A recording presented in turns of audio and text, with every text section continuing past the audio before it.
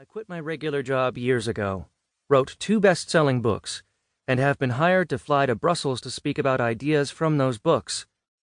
I explain all this to my newfound flight friend. Her first question, one I often hear at this point in conversations, is, "When you're giving a lecture, do you imagine everyone in the room naked?" She's half joking, but also eyeing me strangely. She wants an answer. I want to say, of course I don't. No one does. You're never told to imagine people naked at your job interview, or at the dentist, and for good reason. Being naked or imagining naked people in the daytime makes most things more complicated, not less. Which is one of the reasons we invented clothes. Despite it being very bad advice, it's somehow the one universally known tip for public speaking. I asked many experts, and not one knew who first offered this advice, though the best guess is Winston Churchill, who may have claimed imagining the audience naked worked for him.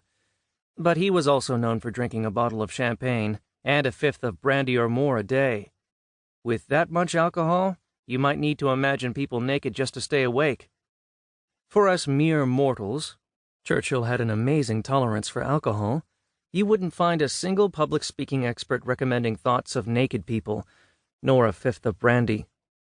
Yet, if you tell a friend you're nervous about a presentation you have to give at work tomorrow, naked people will be mentioned within 30 seconds. I can't explain why. It seems bad advice that's fun will always be better known than good advice that's dull, no matter how useless that fun advice is. In hundreds of lectures around the world, I've done most of the scary, tragic, embarrassing things that terrify people.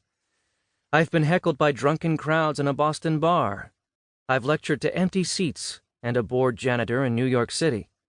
I've had a laptop crash in a Moscow auditorium, a microphone die at a Keystone speech in San Jose. And I've watched helplessly as the Parisian executives who hired me fell asleep in the conference room while I was speaking. The secret to coping with these events is to realize everyone forgets about them after they happen, except for one person, me. No one else really cares that much.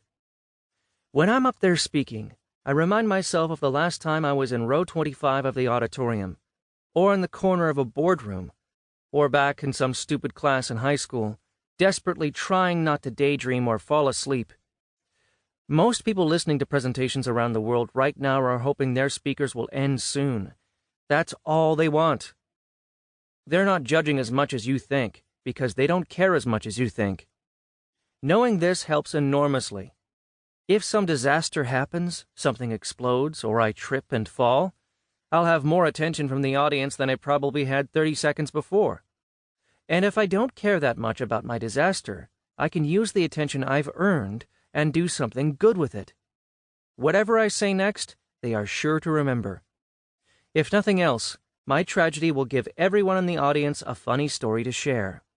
The laughter from that story will do more good for the world than anything my presentation, or any other that day, probably would have done anyway. And so, if during my next lecture in Philadelphia, my shoes burst into flames or I fall down some steps and land face first in the aisle, I can turn what's happening into an opportunity. I'm now cast in a story that will be told more often than anything mentioned in any other speech that month. The story will get better and more scandalous as it's told, eventually including something about drunk, naked people. Best of all, I earn the right to tell that story in the future when a lesser disaster occurs. I can choose to use one supposed catastrophe as an escape from the next. You think this is embarrassing? Well, back in Philly.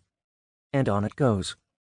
If you'd like to be good at something, the first thing to go out the window is the notion of perfection. Every time I get up to the front of the room, I know I will make mistakes. And this is okay. If you examine how we talk to one another every day, including people giving presentations, you'll find that even the best speakers make tons of mistakes. Michael Erard, author of Anchor, a study of how we talk, offers this. Mistakes, occur on average once every 10 words. If people say an average of 15,000 words each day, that's about 1,500 verbal blunders a day. Next time you say something, listen to yourself carefully. You stutter, you forget the words,